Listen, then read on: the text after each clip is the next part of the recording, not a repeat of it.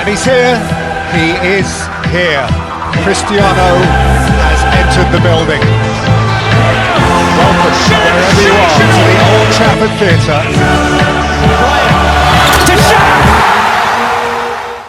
Yes, guys, welcome back to another episode of the Sculpted podcast. This episode today is all about the power of not giving up. Yes, so this one is definitely something that a lot of athletes, I'd say every single athlete, no matter what sport, is very relevant for. And I guess even going beyond athletes, I think it's relevant for every single person in life. And yeah, I mean, Charlie, obviously, through every single trial and tribulation that you have through life, I think there's always that that kind of voice in the back of your head that questions you. And I think that for every single person, it's very natural to have that. And I guess in this episode, it will be good to kind of dive into personal accounts of that. And we can discuss how you as a viewer, or if you relate to this subject, how you can kind of proactively counteract that voice. Yeah, totally agree, Nick. I think if you guys are tuning in for the first time today and listening to us, Nick and I are both footballers and on the ambition and on the up for achieving our goals in football, whether that's a professional contract and beyond certain targets we set for ourselves. And along this journey, we have moments of self-doubt, like anyone does in life. And yeah, we're just going to share really what we think and our perspective of not giving up means. So where did you first experience or first wanting to give up and realise there's a power behind not giving up, Nick? Yeah, I think for me, when I was younger, it's always been something in the back of my head, not specifically giving up, but it's more of a question, is it worth it? And that's, I think, a common thing for most people. And maybe giving up is more of a definite thing for others. But for me, I've never really had a specific moment where I've thought, okay, I should give up. But it's more of being, okay, will this be worth it? And it's more self-doubt. I'd say that some people also definitely get to that point where they think, should I give up? Me personally, I haven't got there. It might happen. I don't see myself giving up, but I know that through every single time of my life where it's been a setback, you do have that voice in the back of your head saying, okay, is it going to be worth it? And for some people, they might go even further and say, okay, do I just give up now? But for me, personally, I've always been okay with setbacks because I never started off strong. And being at a place where you never start strong, giving up, I mean, for me at least, I almost was at a level where most people would give up. So if I gave more, it was just so much more beneficial to me. It's very hard to describe because I think my situation's very different to most. But for me, it's just sticking with it. Obviously, it's very easy to say that, but I know that I wouldn't be able to live with myself if I gave up. So yeah, it's a little bit individual, but I mean, Charlie, you've been in the professional system longer than I have, so I'd imagine your input's going to be quite different to mine. Yeah, I totally agree, and I love that, Nick, your perspective. Obviously, we come from two different backgrounds, if you like, but we have a similar mindset and outlook towards things. And me personally, I've started playing a sport and had goals since I was a young boy. I would say the early ages of like 5, 6. I had dreams and ambitions of playing in Europe, going overseas, playing for big teams, etc. And on these accounts, I would say there's been many major moments where I've thought and questioned myself, is it all worth it? Is what I'm doing and trying to achieve this goal all worth it? And every single time I would say I've had a moment where either someone's come into my life and gave me a bit of advice, like a mentor, and told me, keep on going, you will get there, you'll achieve it, whatever I wanted to do at that time. But I think, look, for me now, there's been so many times and where I have wanted to give up. Specifically, like I've been literally, if there was a pen and I was signing the dotted line, I'd probably sign like half my name before something happened. Like it almost was that voice that when I was little, maybe 6, 7, 8-year-old Charlie, 12-year-old Charlie was saying, look, you've come too far just to give up now. Like, keep on going, push one more day, do one more training session, see how you feel tomorrow, sleep on it. And I've always found a reason just to keep on going and keep on fighting and keep on being in this race for greatness or for whatever you see as fulfillment or success. So I think there is a massive power, but every time, let's talk about failure for a second, every time you fail, you learn something about yourself and you add tools to the armor. For me, being released, I've learned so much about myself through as a person and also as a, let's say, football player. Let's relate it to football because we are footballers at the end of the day. And yeah, you do learn something through failure, whether it's being told you're not good enough, you need to improve at this, you need to improve at that, and then you go away and you work on it. Yeah, I think, now correct me if I'm wrong, this is kind of an assumption that I have, but I think that in England especially, there is kind of a big stigma with age, and obviously you have the scholarship system which kind of sets you up for an expectation that you are going to make it professionally, and as soon as you get that taken away from you, it's almost like, okay, now what? And for a lot of people who haven't been challenged in their lives before, their go-to instinct is, okay, well, I'm a failure now, so I'm just going to give up. And I think that getting released is a very, very common thing amongst every single academy team in the world. But in England, I feel like there's just a stigma around you getting released, that's the end of it.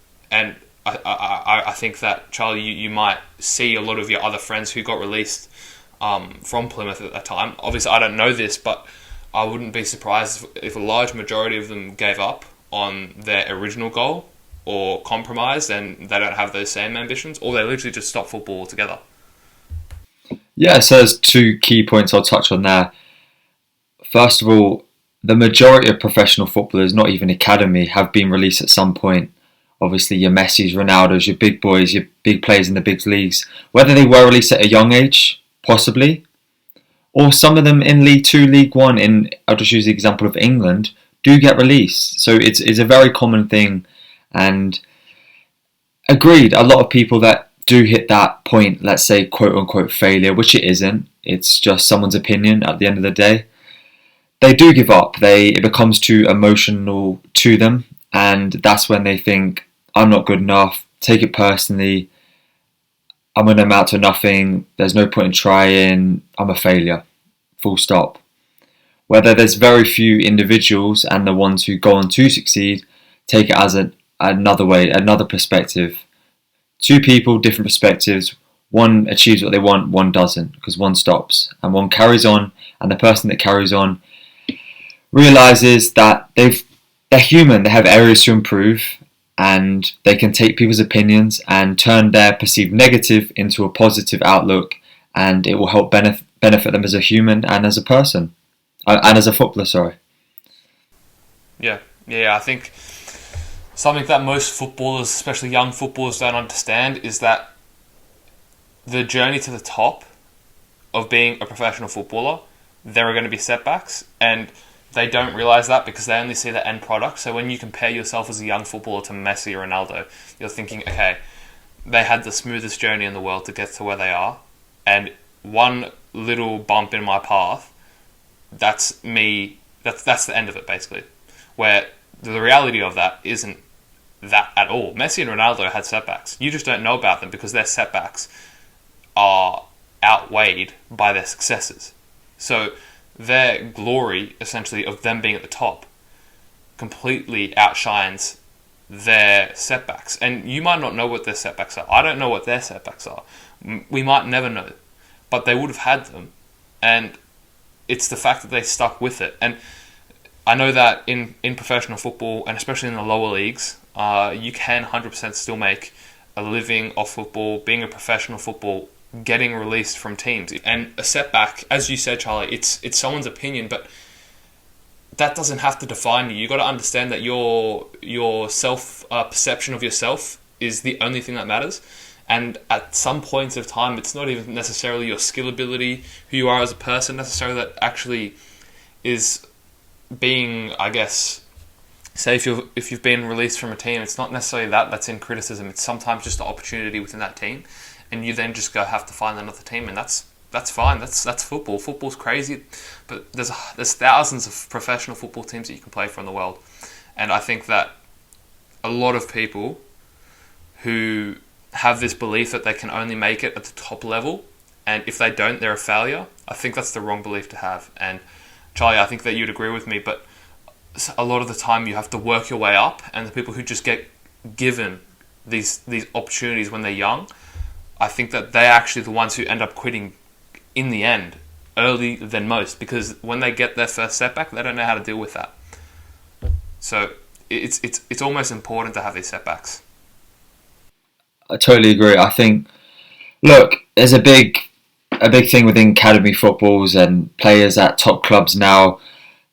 People talk about them giving it too easy and that they don't have to work for anything. Look, don't get me wrong, they have worked extremely hard to get to that point to where they are today. However, what you just said is so right. When they do get that setback, it comes back to the individual. Have they got the character, the determination, and the resilience to keep going after they get an injury, after they get this perceived failure? And touching on my first point, failure is the pathway to success. Every failure you have, let's call it, I think we need to change the word failure to a learning experience. It's a lesson at the end of the day. And these lessons you learn within just life in general are going to help you be a better man, be a better woman, and just help you in every area of your life. So don't see it as failure, see it as a learning experience. And as long as you don't take it personally and too hard, it's obviously easier said than done. Cry for a day, cry for 2 days if you need after these perceived failures. But as long as you get back up and you start rowing your boat again, you will get to where you want to get to, and you will be quote unquote successful. Yeah, I think that's something that's really important for everyone to understand, is that you become better for your setbacks. If you say right now, if I have an injury and in my mind I'm thinking, okay, well, I either give up or I make the best of this situation. And even further than that, I can make it that I'm a better player because I had this injury or because I got released from this team. So a lot of people, they see it as, okay, I got released or I got injured, now I stop. Well, if you flip that and you actually think, well, I'm actually going to be better off because of this, that's so much more powerful, and that can add fuel to your fire. That can push you to go even harder. That gives you more of a vision. And don't get me wrong, it's easier said than done. But for me, at least, this has always been my kind of my vision towards setbacks and learning curves. And I mean, for me, I've never been retained. That's the Australian word. I've never been renewed a contract at any team I've ever been at. Every single team that I've been at, I've been released. And for me, it hasn't even crossed my mind to quit football completely.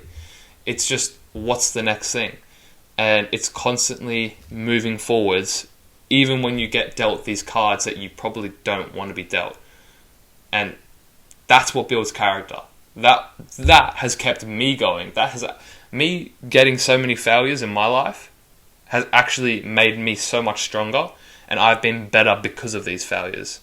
And I think that this is the main message, that saying stick with it is very easy to say, but actually doing it is the hardest part, but it's the most rewarding. Yeah, I think the main message for our listeners is it's mainly, yes, we can say stick with it, but it's creating an action plan to actually stick with it. And obviously it's easier said than done, but I can guarantee you that, okay, you've got two options, sticking with it and not. If you don't stick with it, then you can 100% say goodbye to your footballing career or whatever career you're in. You can say 100% goodbye to it, because there is no way, if you don't stick to it, that you can achieve what you want. But if you do have that possibility still there. Maybe it's less than you thought it was. Maybe it's more than what you thought it was. But if you make yourself better for having that setback, then you have a lot higher chance than you did before, because that setback grows character. Character is a strength that not many people have. Okay, in life, you need to go through setbacks. You need to face challenges. They give you opportunities. Okay, I'd honestly call setbacks an opportunity. It challenges you as a person. It tests your skills, not physically, but mentally. And if you can develop these skills from a younger age, like I accidentally have through my own career not being good enough according to all these people, and I don't disagree with them. Maybe at the time I wasn't good enough, but it's funny looking back at that now, thinking about how much better I am and how much I have grown from those setbacks. But I just used them to make me better, and I became better because of them. And I think that's the main message that Charlie and I really want to root home today, is that yes, we can say stick with it, but at the end of the day, saying stick with it, okay, it's not going to do much. You have to create an action plan of how you're going to stick with it and why you're going to stick with it. And I know Charlie roots for this a lot. Finding your why is very important. Me personally, I only found out my why recently. I think that I only found it out recently because subconsciously I knew it all along, because I was challenged frequently. Every 9 months, I'm getting released from a team. That's not easy. A lot of people quit off the first time. So it's that character building and just knowing that being released or any setback is okay. You can become better because of it, and that's very important. And I think Charlie can definitely agree with that. And yeah, he's definitely had his fair share of setbacks. And Charlie, if you want to quickly go into that, I think that's a good way to wrap it up. Yeah, ultimately, I won't bore you guys with my setbacks and my experiences. I just want to really touch on this message of 80-year-old you, yourself in the future. If you give up today, you're always going to have that regret. All the dreams that you didn't do, all the accomplishments you said you were going to do, but didn't act upon because of this roadblock, this setback, this failure, whatever you want to call it. You're going to live with the regret if you stop, if you give up. Like Nick said, it's an opportunity for growth. It's a learning curve. It's a learning experience. And the only way for you to achieve whatever you want to achieve in this life is to go forward and to push and to carry on and not to give up.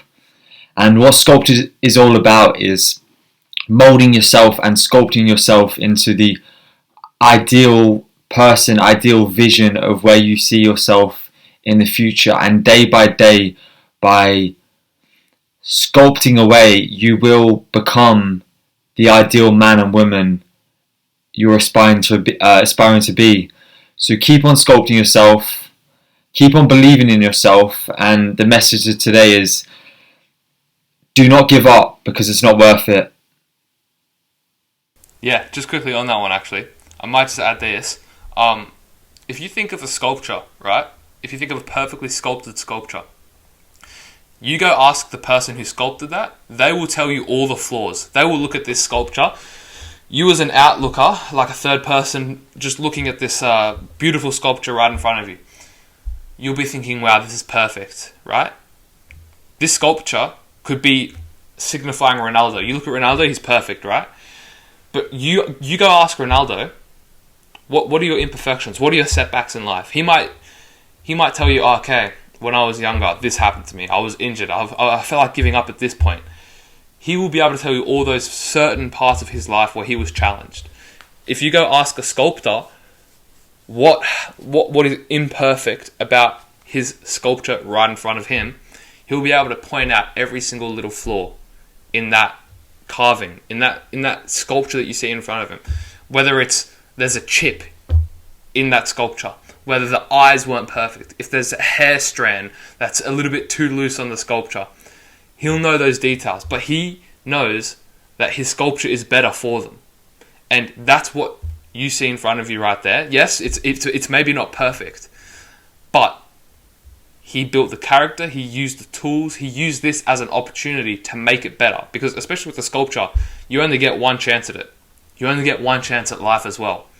But make sure you become better because of it. That's the most important thing, I think. And as Charlie was saying, this is our podcast's name. This is what we're about. The Sculpted podcast is sculpting yourself every single day to become the best version of yourself.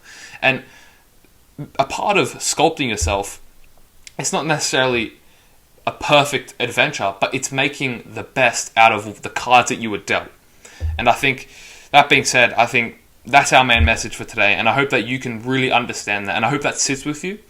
And you got to question yourself, how can I sculpt myself with the cards that I've been dealt today? And you got to make the best out of that situation. Yes, guys, thank you so much for listening to today's episode of Sculpted. I hope you enjoyed this one. Please follow us on all social media platforms. Share, like, leave a review, and make sure to tune in for next week's episode of Sculpted. Stay sculpted.